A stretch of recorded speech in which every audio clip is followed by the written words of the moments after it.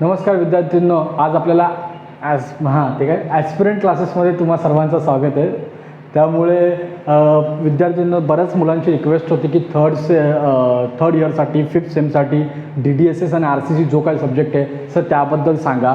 आणि मला माहिती तुमची UT झाली आहे, तर UT कशी गेली आहे काय गेले ते मी विचारणार नाही, कारण UTच्या आधी मी तुम्हाला शिकवलेलं नाही. पण UTच्या नंतर जे काय तुमचा स्कोर असेल ते मी नक्की तुम्हाला विचारणार, कारण की इकडून तुम्ही जे कॉन्सेप्ट शिकल्यानंतर ते अप्लाय झाल्यात की नाही ते विचारणं माझं कर्तव्य आहे. ओके, तर मग DDSS आणि RCC हे दोन वेगवेगळे सब्जेक्ट आहेत. खरं तर डिग्रीला ना हे दोन वेगवेगळे सब्जेक्ट शिकवले जातात. DDSS आणि RCC दोन डिफरंट सब्जेक्ट आहेत. डिप्लोमामध्ये ISEMमध्ये फिफ्थ सेमिस्टरला त्यांनी एक स्कीममध्ये 5th सेमिस्टर त्यांनी एकत्र का टाकले, तर हे काही आता MSBT काय जस्टिस करते आपल्याला माहीत नाही, पण तरीसुद्धा त्यांनी टाकलेत. पण ठीक आहे, काही त्यात दोन गोष्टी आहेत. एक म्हणजे भीती आहे, दुसरं म्हणजे मजा पण आहे, कारण दोन सब्जेक्ट एकत्र शिकतोय. तर त्यामुळे भीतीवाला पार्ट येतो तुम्ही माझ्यावर सोडा आणि मजेचा पार्ट तो तुमच्यासाठी ठेवा. ओके, त्यामुळे आपण आता हे दोन्ही सब्जेक्ट शिकूया. कसं तर कंबाईनली शिकूया, प्रॉपर कन्सेप्ट बाय कन्सेप्ट शिकूया. सर्वात पहिले विषय येतो की सर हे दोन वेगवेगळे सब्जेक्ट आहे, तर यांची गरज का. आता जर गरज का म्हणून हा प्रश्न मला MPSCच्या इंटरव्ह्यूमध्ये विचारला होता की हे दोन वेगवेगळे डिफरंट सब्जेक्ट आहेत, तर याची गरज काय. तर याचं उत्तर असं आहे की आपल्याकडे वेगवेगळ्या युजेस, सर्वात मोठा सिम्पल वर्डमध्ये उत्तर द्यायचं वेगवेगळे युजेस, आपले युजेस वेगवेगळे असले ना त्यानुसार हा सब्जेक्ट असतो. सपोज DDSS स्टील स्ट्रक्चर हा सब्जेक्ट हा जनरली आहे ना बाहेरच्या देशांमध्ये जास्त यूज केला जातो. त्याचे काहीतरी डिफरंट पॅरामीटर्स आहेत, त्याचे फायदे आहेत, त्याचे ॲडव्हान्टेज आहेत, त्याचे डिसॲडव्हान्टेज आहेत. RCC त्याचे फायदे आहेत, त्याचे ॲडव्हान्टेज आहेत, त्याचे डिसॲडव्हान्टेज आहेत. बट हे डिफरंट ॲडव्हान्टेज आणि डिसॲडव्हान्टेज एकत्र करून आपल्याला ज्याप्रमाणे आपल्याला पाहिजे त्यानुसार आपण एखादा स्ट्रक्चर चूज करतो. बरोबर आहे. तर तसंच आपण हे दोन्ही सब्जेक्ट शिकणार आहेत. आता बघा कसं आहे, DDSS म्हणजे काय, स्टील स्ट्रक्चर, आणि हा काय RCC म्हणजे काय, reinforce concrete structure, reinforce concrete cement structure. Okay, RCC. तर मग असंच आपण करूया. आता वन बाय वन आपण समजून घेऊ की हा स्टील स्ट्रक्चर RCCपेक्षा कसा वेगळा आहे, म्हणजे स्टील स्ट्रक्चरमध्ये एवढं काय डिफरंट आहे किंवा RCCमध्ये काय डिफरंट आहे हे आता आपण बघून घेऊया. त्यामुळे सर्वात पहिले प्रश्नचिन्ह उभा राहतो की सर ॲडव्हान्टेज आणि डिसॲडव्हान्टेज काय आहेत ह्या steel स्ट्रक्चरचे over the RCC.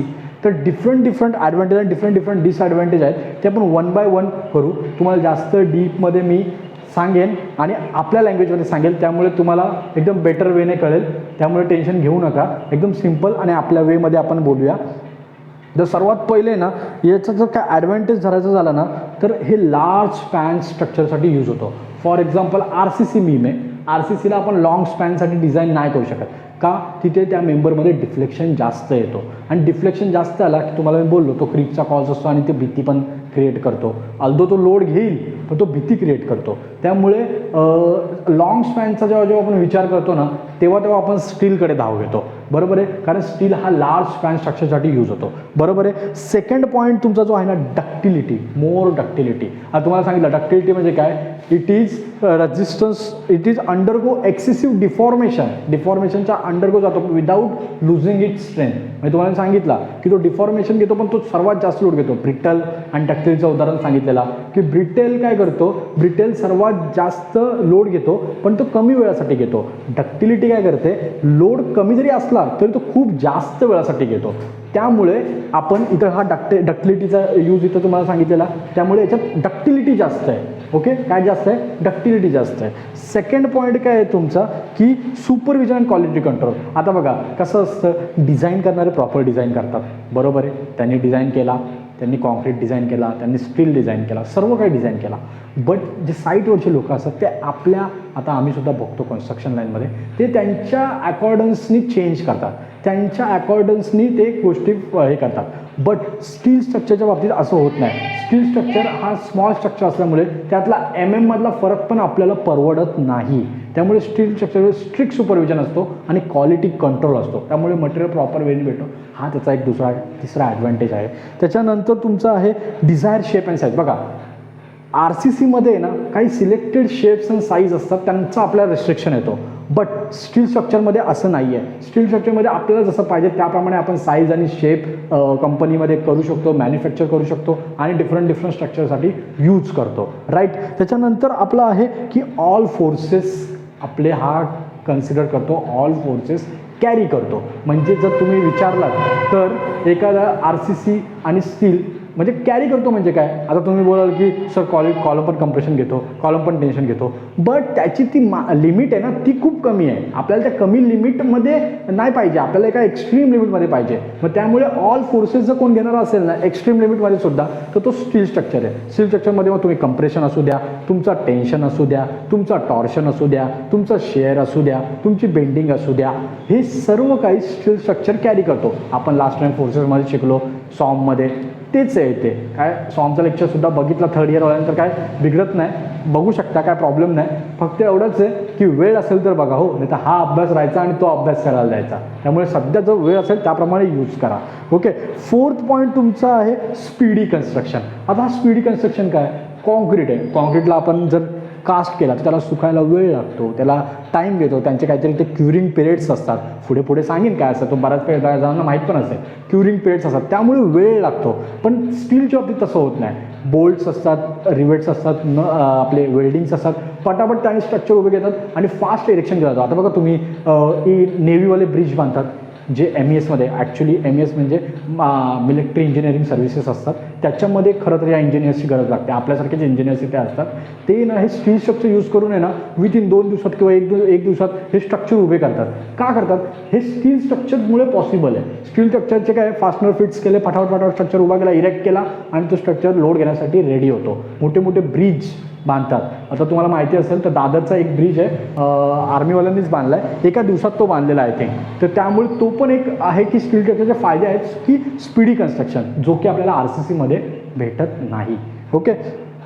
Second आहे तुझा डिसेंबल आणि तुमचा जो डिसेंबल आहे आणि ट्रान्सपोर्ट खूप सोपं होऊन जातं. म्हणजे काय, एखादा स्टील मेंबर आपण जर फोल्डिंग, आता बघा बऱ्याच जणांचे आता आपण फ्लॅट घेतो, बरेच फ्लॅट आपल्याला छोटे भेटतात. मग आपण काय करतो की ना कबोर्ड घ्यायचा असेल डिसेंबलवाला घेतो, बेड घ्यायचा असेल डिसेंबलवाला घेतो, सोफा घ्यायचा असेल डिसेंबलवाला. म्हणजे जो की आपल्याला फिट घेऊन जाऊ शकतो, एखाद्या छोट्या जागेतून पण घेऊन जाऊ शकतो, ट्रान्सपोर्ट करायला इझी होतो आणि घरी जाऊन तो आपण फिट करू शकतो.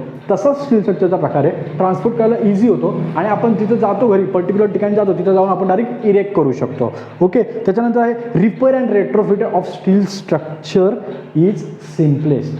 तुम्हाला सांगतो, हे स्टील स्ट्रक्चर असेल ना त्याचा रिपेअर करणं खूप इझी आहे. समजा एखादा प्लेट खराब झाला आहे, काढा बोल्ट काढा, ती प्लेट फिट करून टाका. रेट्रोफिटिंग म्हणजे काय, रेट्रोफिटिंग म्हणजे तुम्हाला आता मी आलीच कन्सेप्ट सांगतो. रेट्रोफिटिंग म्हणजे काय, तुमचा जो एक्झिस्टिंग स्ट्रक्चर आहे त्याला काहीच करायचं नाही, त्याला फक्त तो कमी स्ट्रेंथ घेतो. आपल्याला कळला की बाबा काही काळ झाले, बरोबर आहे, एक स्ट्रक्चर बांधला आहे, काही वेळ झाला, त्या वेळ झाल्यानंतर त्या स्ट्रक्चरची स्ट्रेंथ कमी होणार, काही कॅपॅसिटी त्याची कमी होणार. मग त्याच कॅपॅसिटीला वाढवण्यासाठी आपण काहीतरी त्याला एक्स्ट्रा सपोर्टिंग प्रोव्हाइड करतो, त्याला आपण बोलतो रेट्रोफिटिंग. म्हणजे त्याची स्ट्रेंथ रिगेन करतो, त्याची स्ट्रेंथ आपण त्यांना स्ट्रेंथ प्रोव्हाइड करतो, त्याला आपण रेट्रोफिट बोलतो. ओके.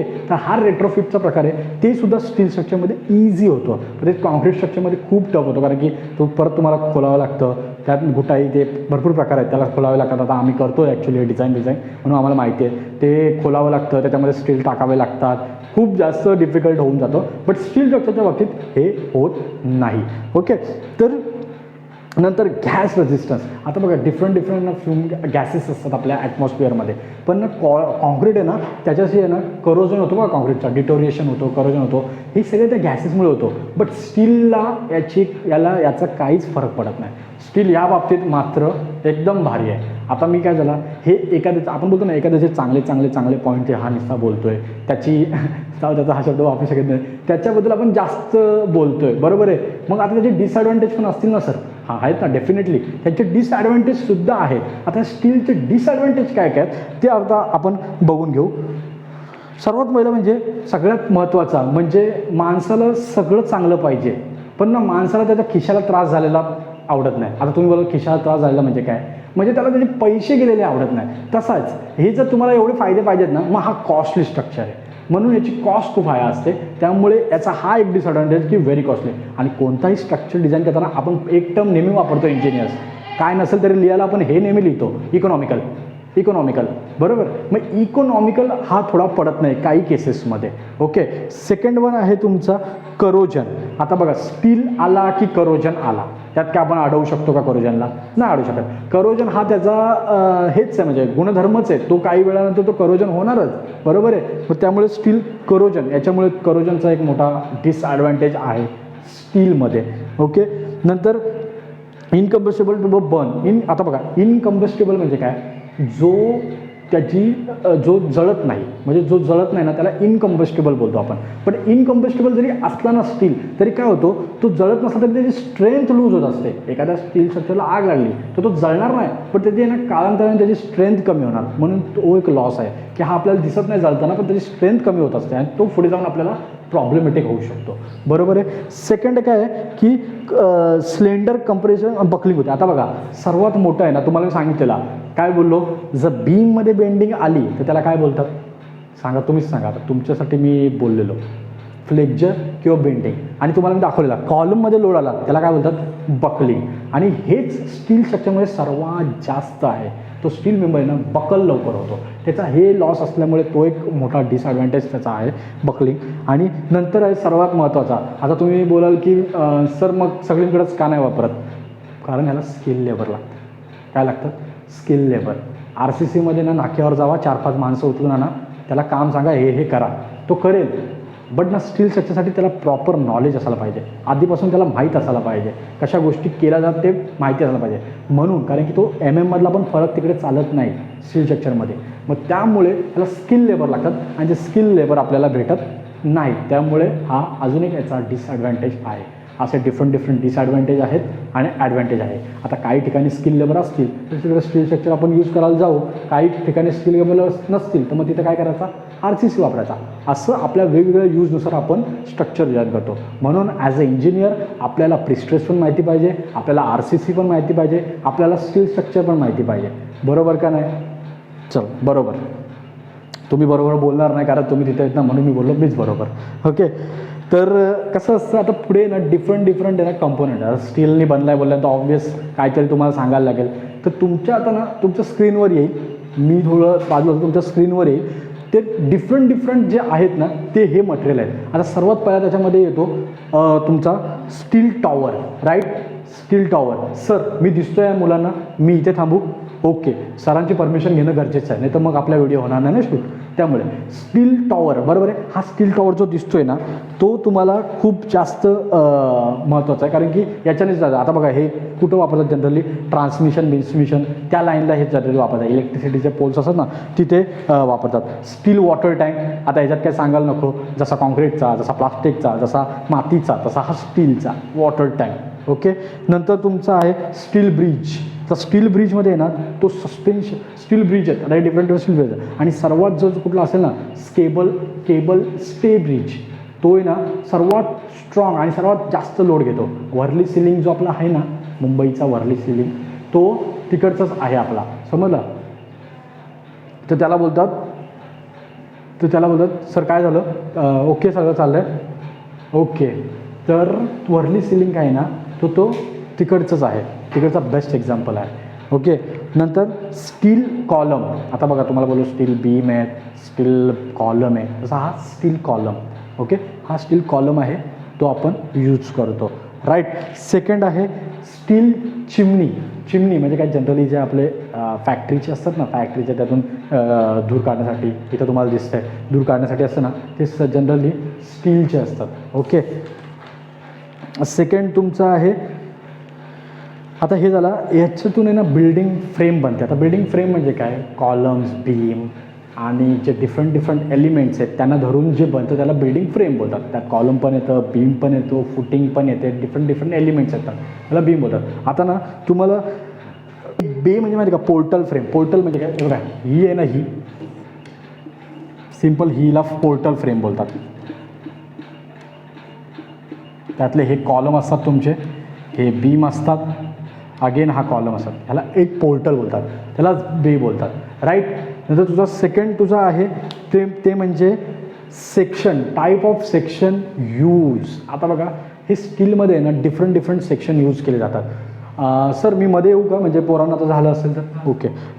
सेक्शनमध्ये डिफरंट सेक्शन यूज केले जातात स्टीलमध्ये, राईट. तर त्याच्यामधला पहिला आहे I section, channel section, angle section, तुमचा टी सेक्शन, बरोबर आहे. हे डिफरंट टाईप्स आहेत, तुम्ही एकदा बघून घ्या. आय सेक्शन तुम्हाला पाहिजे तर मी व्हिडिओच्या एंडला सगळ्यांचे फोटो पाठवेल, I section, channel section, T सेक्शनचे, ते बघा तुम्ही. पण त्याच्या आधी मी तुम्हाला सांगतो की आय सेक्शन हे जे वेगवेगळे सेक्शन्स असतात ना, त्यांच्या वेगवेगळ्या प्रॉपर्टी असतात, त्याच्यावरच आपल्याला सम येतात, त्यांच्यावरच आपल्याला कॅल्क्युलेशन्स येतात. त्या कॅल्क्युलेशन करायचे आणि ते सम सगळे सॉल्व करायचे. हे डिफरंट सेक्शन्स आहेत, बरोबर आहे. आता आय सेक्शनमध्ये ना तुम्हाला ना कधी कधी ISJB लिहितात, ISLB लिहितात, ISMB लिहितात, SC लिहितात, ISHB लिहितात. आता यांची फुल फॉर्म आहे. तर ISJB म्हणजे ज्युनियर बीम, ISLB म्हणजे लाईट बीम, ISMB म्हणजे मीडियम वेट बीम, असं डिफरंट्स आहेत. त्याचे फुल फॉर्मसुद्धा जे काही ग्रुप्स असतील आपले त्याच्यावर मी तुम्हाला फोटो काढून पाठवेल. जनरली काय हे विचारतात, पण वायवासाठी विचारतात की बाबा ISMC म्हणजे काय, तर तुम्हाला सांगता आला पाहिजे की इंडियन स्टँडर्ड मीडियम चॅनल असं वगैरे तुम्हाला सांगता आला पाहिजे. तर ते त्यासाठी सगळं विचारलं जातं. तर ते तुम्हाला मी फोटोज पाठवतो त्याचा.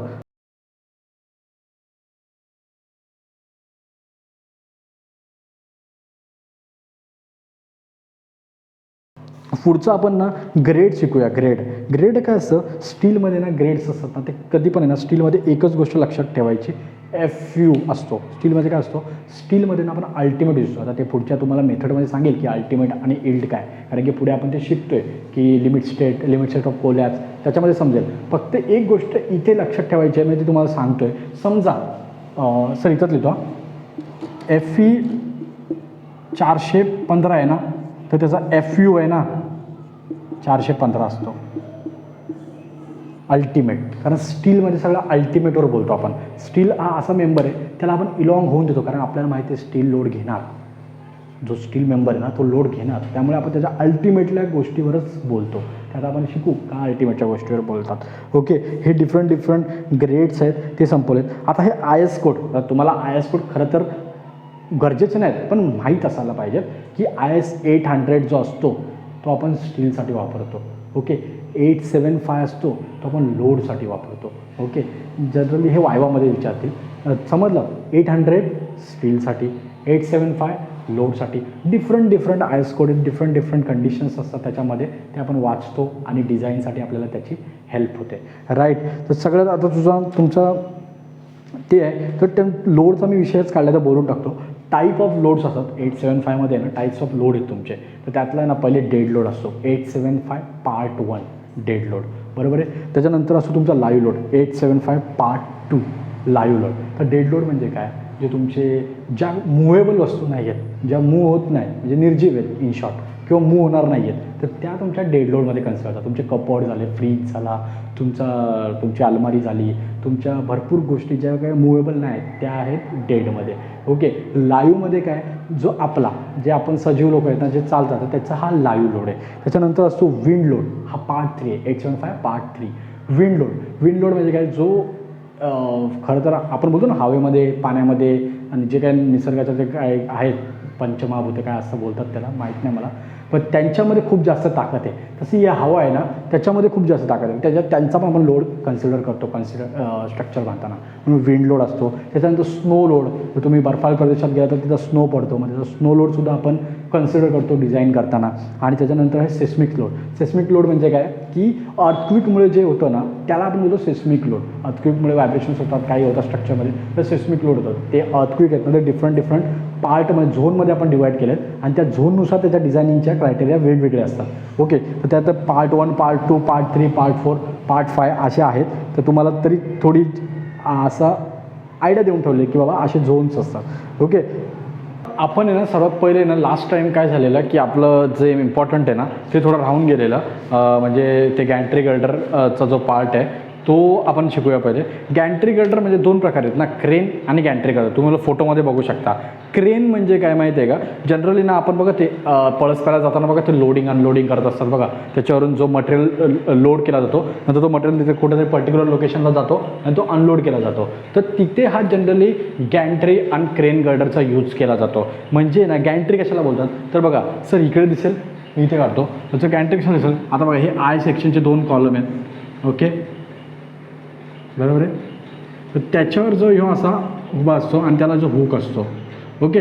जे ह्याच्यावर मटेरियल जातो, जे हे जे मेंबर आहेत त्यांना आपण बोलतो गॅन्ट्री. काय बोलतो? गॅन्ट्री. आणि जो हा जो मेंबर आहे त्याला आपण बोलतो क्रेन. ओके. तर हे याच्यासाठी आहे ना क्रेन आणि गॅन्ट्री गर्डर आहे. तुम्ही माझ्या जी साईडला इमेज आली आहे ती पण बघू शकता गॅन्ट्री आणि गर्डरची. कशी पण आलेली आता परत आले बघा तुमच्यासाठी. गॅन्ट्री गर्डर जो आहे तो इकडे वापरला जातो, क्रेन आणि गॅन्ट्री गर्डर असं दिसतो. ते जनरली 2 मार्काला एकदा एक्झाममध्ये विचारला होता कंपाऊंड करण्यासाठी, म्हणून मी तुम्हाला मुद्दाम सांगितलं. आता विचारायची शक्यता खूप कमी आहे म्हणून ते लक्षात ठेवा. तर ते पुढचा जो आहे ना, जो मेन टॉपिक आपण शिकतोय तो म्हणजे मेथड ऑफ डिझाईन. आता कसं आहे ना, हे पुढे ना डिझायनिंग शिकायची आहे ना, तर मेथड ऑफ डिझाईन समजून घेणं खूप इम्पॉर्टंट आहे. फॉर एक्झाम्पल तुम्हाला सांगतो, 3 मेथड आहेत. 3 मेथड. ओके. डिझायनिंगच्या 3 मेथड आहेत. तर पहिला आहे तुमचा वर्किंग स्ट्रेस मेथड, सेकंड आहे तुमचा लिमिट स्टेट मेथड, थर्ड आहे तुमचा अल्टिमेट लोड मेथड. आता कसं आहे माहिती का, मी तुम्हाला एकदम नॉर्मल लँग्वेजमध्ये सांगतो. नॉर्मल लँग्वेजमध्ये, तुम्हाला टेक्निकल लँग्वेजमध्ये नाही सांगत, एकदम नॉर्मल लँग्वेजमध्ये सांगतो, जेणेकरून कॉन्सेप्ट तुमच्या बिल्ड होतील, तुम्हाला समजेल. कसं असं का, कॉन्सेप्ट बिल्ड होण्यासाठी नॉर्मल लँग्वेजची गरज आहे. आणि आहे ना कुठेतरी डिस्क्रिप्टिव्ह लिहायचं आहे किंवा एक्झाम पास व्हायच्या आणि चांगल्या मार्काने, तिथं टेक्निकल नॉलेजची जाम गरज लागते. मी तुम्हाला कॉन्सेप्ट पहिले क्लिअर करून देतो. कसं आहे माहिती आहे का, 3 मेथड आहेत ना. एक काय बोलतो की त्याच्या एकदम कमी स्ट्रेंथवर काम करायचा, 100 फॉर एक्झाम्पल पकडू आपण, एखाद्याची 100 स्ट्रेंथ आहे. तर वर्किंग स्ट्रेस मेथड काय बोलते की त्या मेंबरची स्ट्रेंथ फक्त 10 आहे. हे वर्किंग स्ट्रेस मेथड बोलते. तर अल्टिमेट लोड मेथड काय बोलतो की तो 90 काम करतो. म्हणजे मला एक सांगा, आता 100 स्ट्रेंथ आहे, WSM काय बोलतो आहे की 10, ULM काय बोलतो आहे 90. आता जर 10 पकडली तर आपल्याला इकॉनॉमी आपली वाढते, लॉस होतो आपल्याला. का? ऑलरेडी तो 100 आहे, मग त्याची स्ट्रेंथ 10च का पकडायची? इकॉनॉमीचा लॉस होतो. ऑल्दो ते सेफ आहे पण इकॉनॉमिकल नाही आहे. ओके. अल्टिमेटचा काय होतो, अल्टिमेट बोलतो 90 पकडायचा. तो इकॉनॉमिकल आपल्याला पडतो, बट सेफ्टीमध्ये कुठेतरी प्रॉब्लेम येतो की बाबा 90 आहे, उद्या जाऊन काय एक ॲक्सिडेंटल लोड्स वाढले आणि जर तो हे झाला फेल झाला तर मग काय एखाद्याचा जीव जाऊ शकतो. इकडे काय होतो, इकडे जर लोड अचानक सडनली काय वाढला तर लोड म्हणजे जीव जाण्याची शक्यता आहे. इकडे इकॉनॉमी वाचवू पण खूप कमी, मग त्याची ते आपल्याला इंजिनियर बोलण्यात काय अर्थ नाही. 100 आहे पण 10 पकडले, मग ते डिझाईन काय? ओके. मग त्यामुळे या दोघांचे जे प्रॉब्लेम्स होते त्यांना सॉल्व्ह करण्यासाठी एक मेथड इंट्रोड्यूस झाली, तिचं नाव आहे LSM. ओके. LSM काय बोलतो, अल्टिमेट, मी तुझी अल्टिमेट पॉवर पण नाही घेत. WSM, मी तुझी मिनिमम पॉवर पण नाही घेत, मी मध्ये लाय करतो. ओके. म्हणून जर तुम्ही ग्राफच्या व्ह्यूनी बघितला तर ग्राफमध्ये जो इथपर्यंत जो पॉईंट येतो ना, तिथपर्यंत फक्त WSM काम करायची पहिले. इथे जो अल्टिमेटच्या पुढे जायचा ना, तिथं LSM काम, आपला ULM काम करायची, अल्टिमेट लोड मेथड. आणि आता यांच्यामध्ये जी काम करते ती आहे LSM. आणि ही खूप फेमस झाली ही मेथड आहे ना, खूप फेमस झाली. आणि आता आपण सगळं स्ट्रक्चर जे आहेत ना ते LSMने डिझाईन करतो. ओके. काही ठिकाणी WSM वापरतो, जसं वॉटर टँक झाला, काही जिथं स्ट्रक्चरनी खूप हेवी प्रॉब्लेम होऊ शकतो किंवा भरपूर मोठा लॉस होऊ शकतो, तिथे आपण मग WSM वापरतो. बाकी अल्टिमेट लोड मेथड आता बऱ्याच ठिकाणी वापरत नाहीच आणि LSMवर जास्त आजकाल वापर होत चालला आहे स्ट्रक्चरचा. तर मग अशा प्रकारे या डिफरंट मेथड आहे. आता ना आपण या LSMला आहे ना 2 भागात डिवाईड केलेला आहे. LSM मेथडबद्दल आपण ऐकलं की LSM मेथड आता ही आलेली इंट्रोड्यूस. आता LSM मेथड काय आहे ते आपण समजून घेऊ. LSM मेथडला ना आपण 2 भागात इंट्रोड्यूस केला आहे. तर LSM म्हणजे काय, लिमिट स्टेट ऑफ सर्व्हिसॅबिलिटी आणि लिमिट स्टेट ऑफ कोलॅप्स. पहिला कोलॅप्स आहे, limit state of collapse, second limit state of serviceability. आता बघा, एखादा स्ट्रक्चर आहे, एक्झाम्पल देतो, एखादा स्ट्रक्चर आहे त्याच्यावर लोड अप्लाय केला, बरोबर आहे, तो ब्रेक झाला आणि कोलॅप्स झाला, आपल्याला कळलं हा लिमिट स्टेट ऑफ कोलॅप्समध्ये जाणार आहे. पण एखादा स्ट्रक्चर आहे जो काय झाला आहे, ब्रेक नाही झाला आहे, लोड घेतो आहे, फक्त तो डिफ्लेक्ट आहे ना त्याच्या प्रमाणापेक्षा जास्त झाला आहे. म्हणजे तो डोळ्यांनी दिसतो, अरे हा पडेल की काय, म्हणजे तो लोड घेऊ शकतोय पण आपल्याला डोळ्याने भीती वाटते की अरे हा तो पडेल की काय, म्हणजे तुझ्या सर्व्हिस लाईफमध्ये फेल झाला आहे, सर्व्हिसॅबिलिटीमध्ये फेल झाला आहे. म्हणून जेव्हा LSMमध्ये जर तो सर्व्हिसॅबिलिटीमध्ये जरी फेल झाला ना तरी आपण त्याला फेलच मानतो स्ट्रक्चरला. ओके. हा LSMचा फायदा आहे. मग लोडमध्ये काय येतो, तो लोडमध्ये तुमचा येतो लिमिट स्टेट ऑफ कोलॅप्समध्ये काय येतो, तर प्लास्टिक कोलॅप्स येतो, stability against overturning or sway काय असेल ते येतं, आणि फटीग या तिघांशी जो लिमिट स्टेट ऑफ कोलॅप्स आहे ना तो डील करतो. आणि जो तुमचा सर्व्हिसॅबिलिटी आहे ना त्यात जर एक्सेसिव्ह व्हायब्रेशन झाला, तुमचा ड्युरेबिलिटीचा बघतात, डिफ्लेक्शन बघतात, फायर रेझिस्टन्स बघतात, या गोष्टीमध्ये जर तो फेल झाला तर आपण त्याला फेल समजतो. ओके, आता आहे ना याच्यातच लिमिट स्टेट मेथडमध्ये आपण ना एक पार्शियल सेफ्टी फॅक्टर इंट्रोड्यूस केला आहे. आता बघा, पहिले सेफ्टी फॅक्टर होता, लिमिट स्टेट मेथडमध्ये जेव्हा आपण आलो तेव्हा पार्शियल सेफ्टी फॅक्टर इंट्रोड्यूस केला. आता पार्शियल सेफ्टी फॅक्टरमध्ये काय प्रकार आहे, तर पार्शियल सेफ्टी फॅक्टरमध्ये दोन पडतात. ओके, प्रत्येकामध्ये दोन दोनच पडतात. तर पार्शियल सेफ्टी फॅक्टरमध्ये ना दोन प्रकार पडतात. एक आहे partial safety factor for load, second आहे partial safety factor for material. आता आपण लोडचं आहे ना पहिले ऐकून घेऊया. Okay,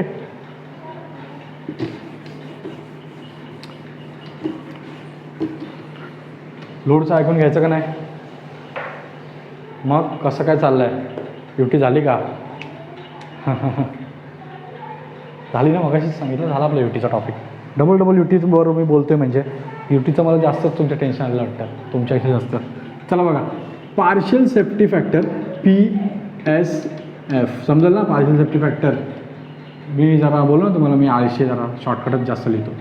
load, okay, load. आता बघा, स्टील आहे ना, स्टील त्याच्यासाठी 1.5 वापरतात, 1.15 वापरतात. आणि कॉन्क्रीट आहे ना, कॉन्क्रीट त्याच्यासाठी आहे ना 1.5 वापरतात. कोणी मला सांगू शकेल का असं का करतात? असं का करतात? कॉन्क्रीटसाठी 1.5, स्टीलसाठी 1.15 असं का? तर आपण बोललो स्टील आहे ना हा फॅक्टरीमध्ये बनवला जातो, त्याकडे स्ट्रिक्ट सुपरविजन असतं, त्याच्यावर खूप लक्ष ठेवून केलेलं असतं, त्यामुळे मिस्टेक्स खूप कमी असतात. कॉन्क्रीट आहे ना, कॉन्क्रीट तुम्ही साईटवर आपण जरी ऑफिसमधून डिझाईन करून त्यांना M20 दिला ना तर साईटवर एक्झॅक्ट M20 त्यांना बनवता येत नाही, कारण साईटच्या कंडिशन असतात, कधी काय कमी पडतं काय कमी पडतं, साईटवर सुपरविजन कमी असतं, क्वालिटी कंट्रोल कमी असतो. म्हणून आहे ना आपण त्याला पार्शियल सेफ्टी फॅक्टर पण जास्त ठेवलेला आहे. बरोबर आहे. आता आहे ना हे पार्शियल सेफ्टी फॅक्टर आहे ना त्याच्यामध्ये बघा, मी आता तुम्हाला पार्शियल सेफ्टी ऑफ लोड सांगितला.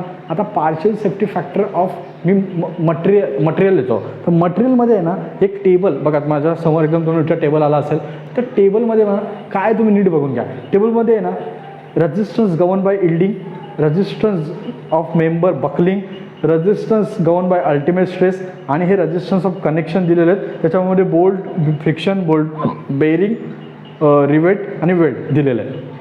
आता हा टेबल मी कसं लक्षात ठेवायचं माहिती आहे का? एकदम सिम्पल वे या टेबल लक्षात ठेवायचा. या व्हॅल्यू लागतात, सम सॉल्व करताना या व्हॅल्यू लागतात, पण हा सिम्पल वे कसा माहिती आहे का टेबल लक्षात ठेवायचा? 3च व्हॅल्यू याच्यात लक्षात ठेवायच्या.